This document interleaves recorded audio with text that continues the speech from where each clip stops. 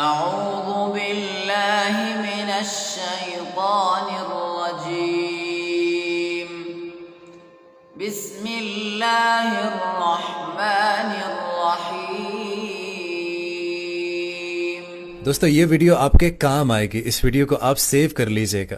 دوستو اگر آپ کے گھر میں بہت زیادہ فکر اور فاقہ رہتا ہے، غربت رہتی ہے، حالات تنگ دست ہیں، تو آپ سورہ واقعہ کی تلاوت کیا کریں۔ سورہ واقعہ کی فضیلت یہ ہے کہ یہ فکر اور فاقے سے انسان کو بچاتی ہے۔ اور دوستو اگر آپ گھر سے باہر جا رہے ہیں، کسی سفر پر جا رہے ہیں، تو سورہ فلق کی تلاوت کیا کریں۔